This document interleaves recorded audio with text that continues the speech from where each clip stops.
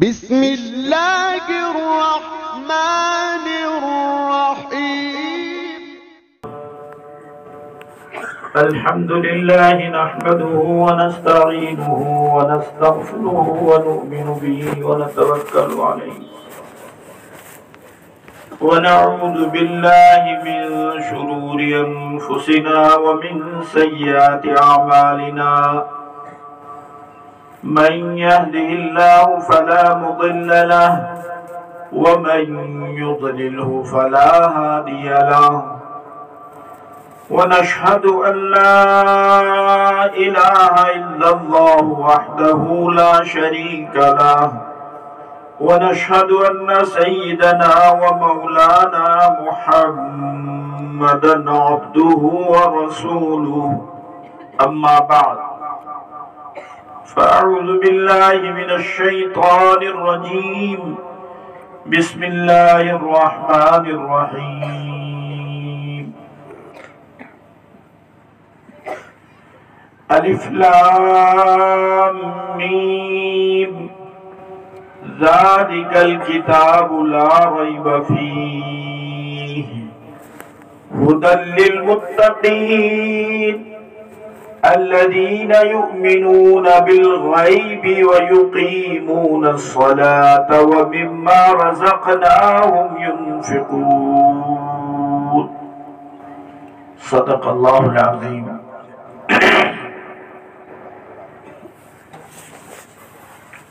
اس جامعہ کے سرپرست حضرت مولانا حبیب اللہ صاحب،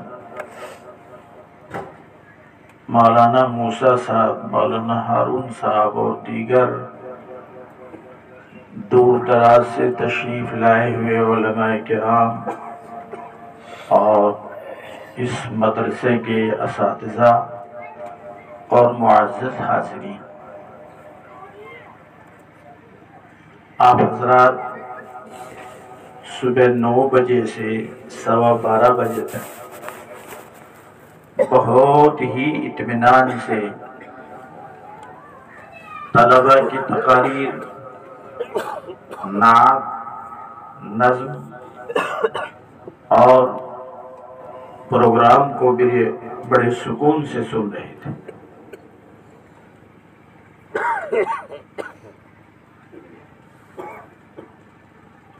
اللہ نے جہاں کروڑوں نعمت ہمیں عطا فرمائی، ان نعمتوں میں سب سے قیمتی نعمت وہ ایمان کی دولت ہے۔ مال، جائیداد، صحت، یہ سب آخر میں ساتھ چھوڑ دیں گے۔ بیمار تھا، برسوں بیمار رہ کر کے بھی ایمان تھا، کام چل گیا۔ ایمان کے بغیر اس دنیا سے جانے والا انسان اس دھرتی میں سب سے ناکام انسان ہے، اور ایمان کے ساتھ اس دنیا سے جانے والا اس دنیا کا سب سے کامیاب ترین انسان ہے۔ ایمان کی آبیاری حضرت نبی کریم صلی اللہ علیہ وسلم نے اپنے مبارک زمانے میں کس طرح کی؟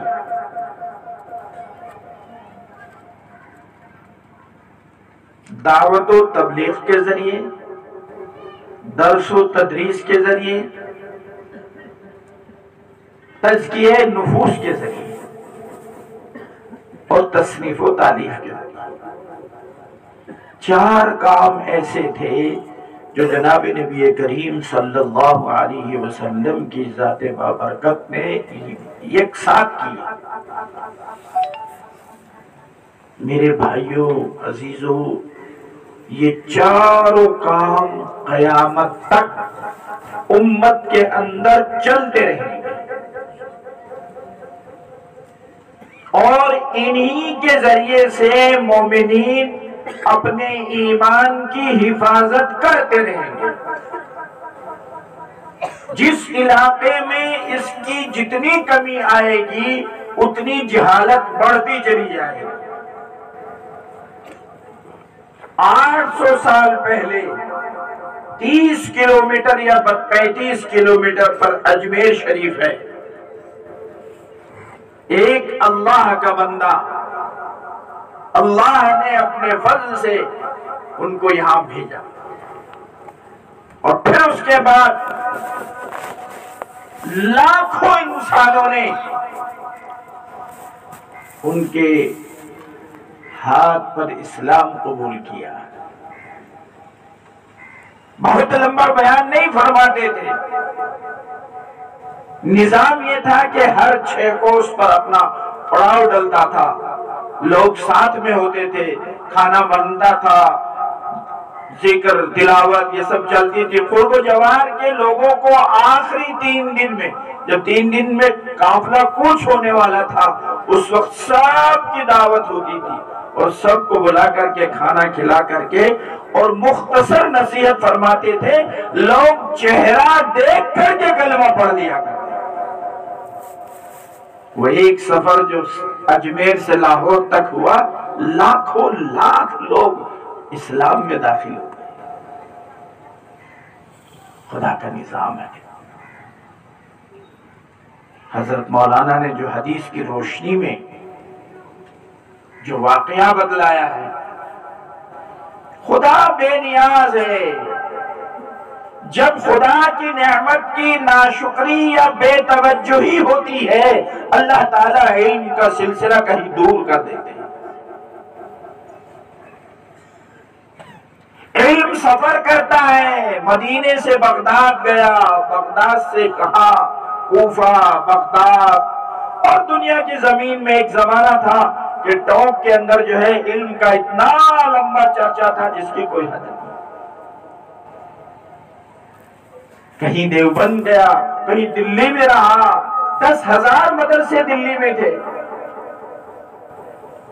اور خانقاہوں کا حال یہ تھا، ایک خانقاہ میں 6 من نمک روزانہ لگتا تھا۔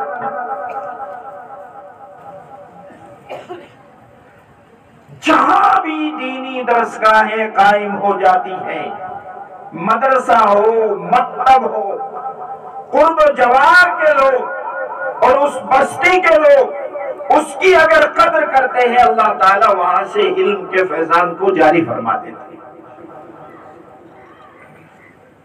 اور سب سے پہلا فائدہ اس بستی والوں کو ہوتا ہے۔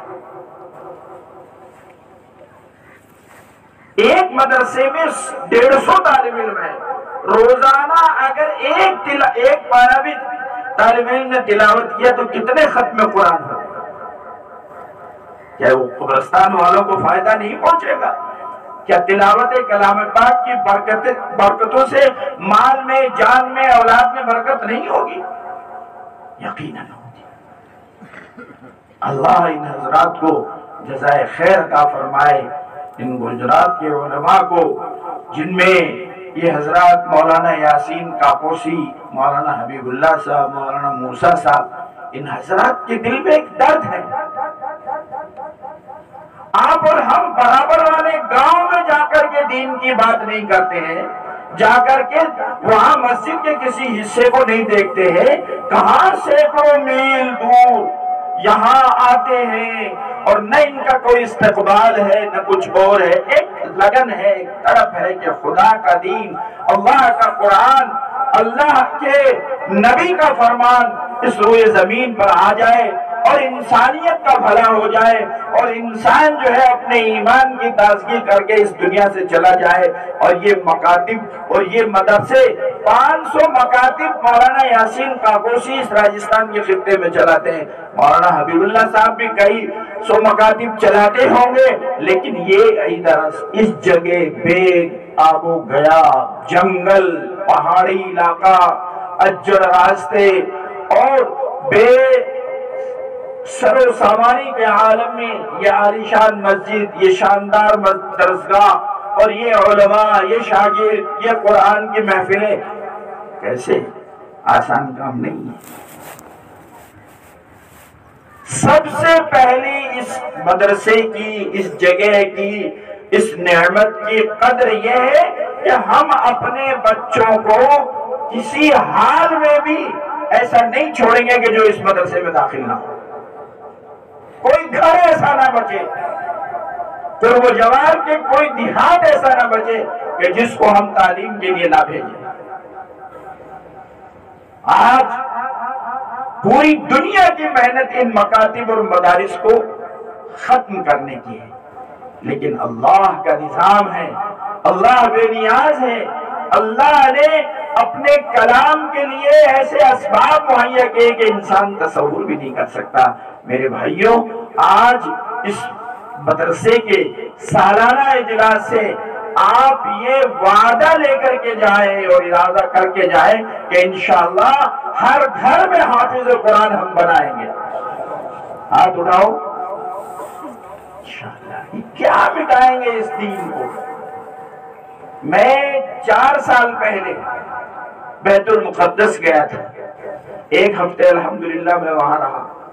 اس دوران میں جمعہ آیا اور جمعے میں امام صاحب نے بسیط بڑا جاندار خطبہ دیا۔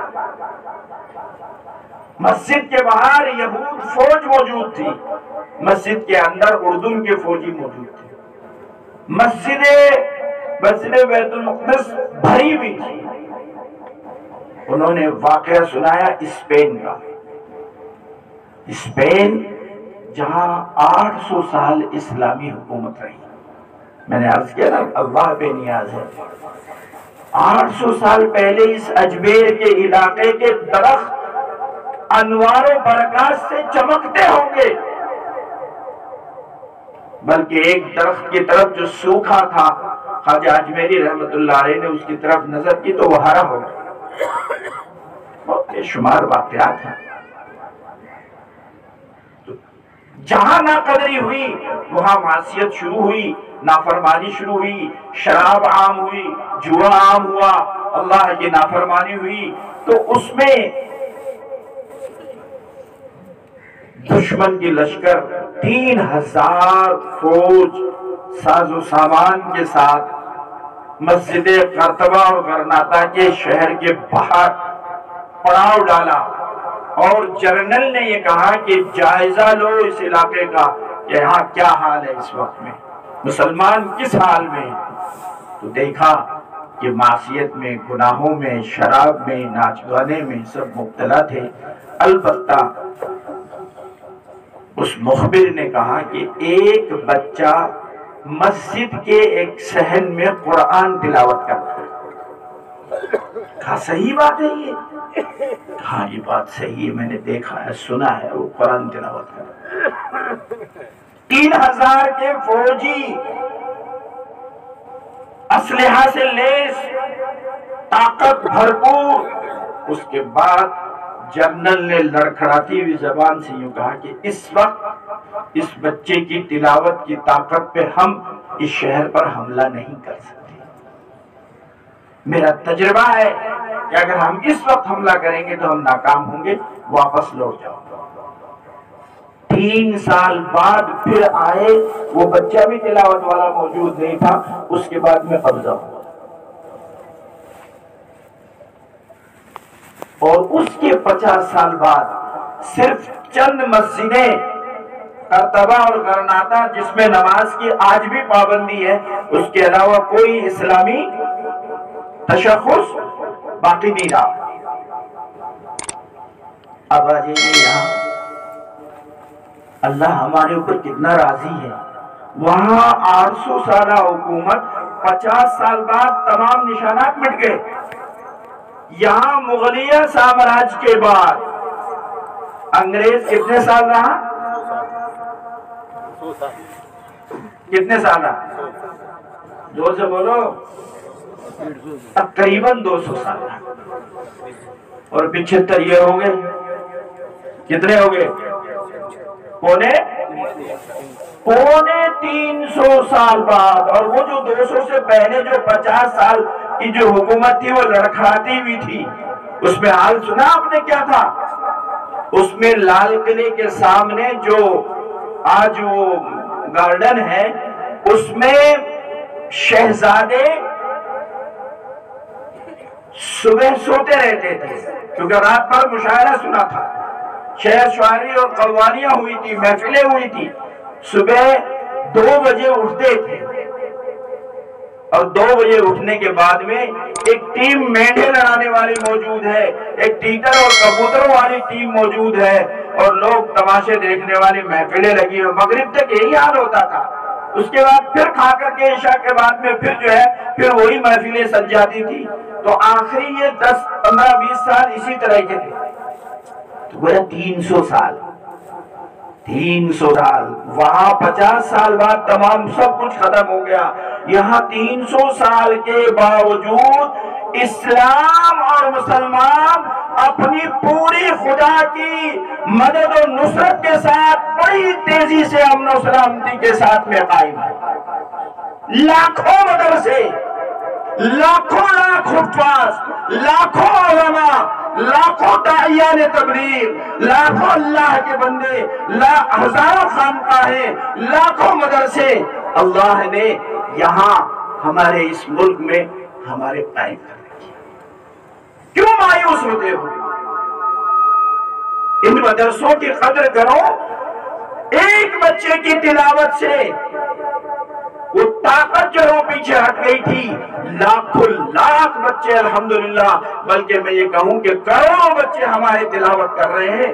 اللہ کی مدد نہیں آئے گی، آ رہی ہے، یہ اللہ ہی کی مدد ہے کہ جو ہم یہاں بیٹھے ہوئے ہیں، یہ اللہ ہی کی مدد ہے کہ لاکھوں لاکھ کے اجتماعات ہو رہے ہیں، یہ اللہ ہی کی مدد ہے کہ لاکھوں لاکھ جماعتوں کی نقل و حرکت ہو رہی ہے، یہ اللہ ہی کی مدد ہے کہ یہ مکاتب اور مدارس کا جال آگے سے آگے بڑھتا جا رہا ہے۔ جس گاؤں میں ایک مسجد تھی اس میں 2 سال بعد 3 مسجد ہو جاتی ہے، جس گاؤں میں 3 تھی اس میں 5 ہو جاتی ہے، جس میں 5 تھی اس میں 7 ہو جاتی ہے۔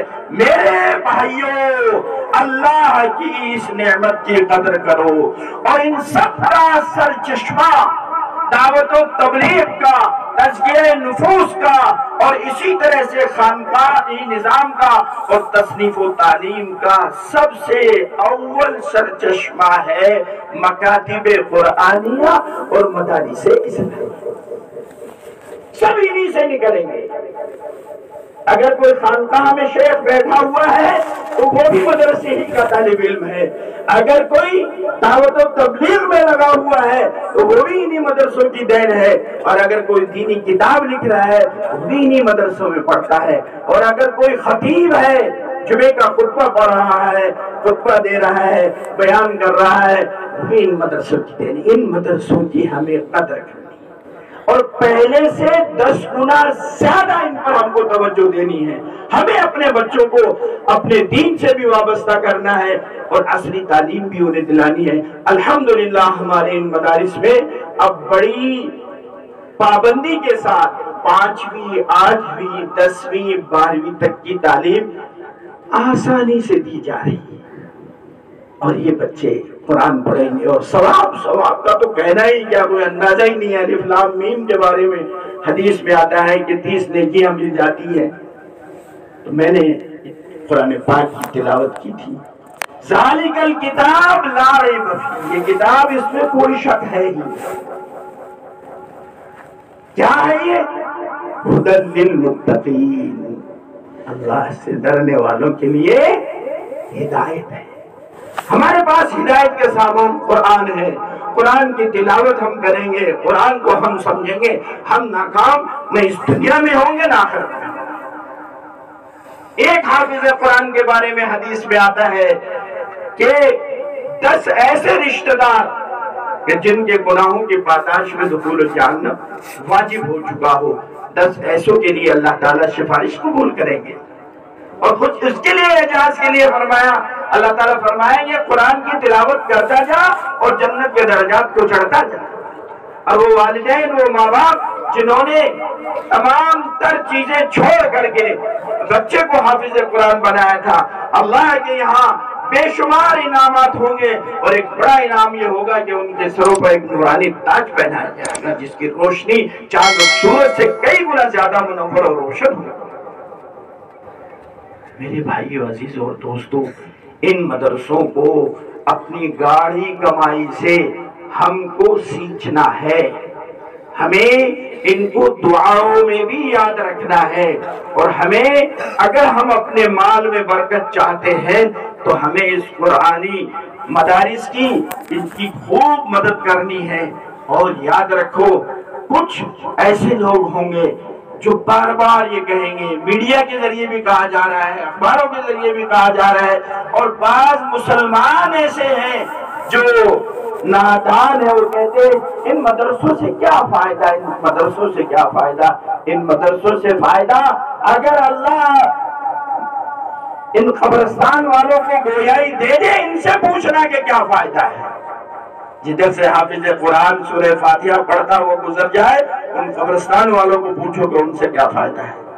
اس لیے ہمارا ایمان ہے، ہمارا یقین ہے کہ اس قرآن کی تعلیم ہی سے ہم کامیاب ہوں گے، اور انشاءاللہ ہم ان مدرسوں کو 10 گنا زیادہ بڑھائیں گے، اور وہاں اپنے ایمان کی حفاظت کریں گے۔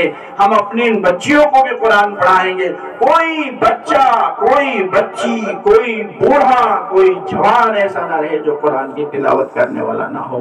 میرے بھائیوں اور دوستو، اس لیے بہت قابل مبارکباد ہیں وہ اساتذہ جنہوں نے دن رات محنت کر کے بچوں کو حافظ اور عالم دین بنایا ہے، اور قابل مبارکباد ہیں وہ نفوس جنہوں نے آج کے 12 یا 13 سال پہلے اس زمین پر سوچا، اور پھر اس کے بعد میں یہ تمام سلسلے شروع ہوئے۔ اس طرح کے مدارس کی ہمیں قدر کرنی چاہیے۔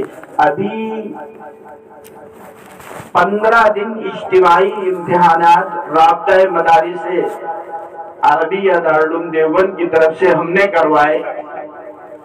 چورو، جھنجھنو، سیکر، جے پور، سوائی مادھوپور، کرولی، الور، بھرت پور، اس علاقے کے تقریباً 80 مدرسوں میں۔ باقی اس زون میں کتنے ہوئے مجھے اس کا علم نہیں۔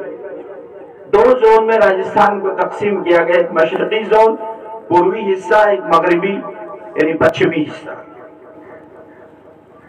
تو آپ اللہ کا شکر ادا کیجئے کہ ہم نے اس دفعہ 3500 حافظوں کا اجتماعی امتحان لیا ہے۔ تو 3.5 تو آپ کی اس پٹی میں ہو رہے ہیں، اور پتہ نہیں اس میں کتنے ہو رہے ہوں گے، اور بہت سے وہ مکتبوں میں اور جو ہو رہا ہے وہ الگ ہو رہا ہے۔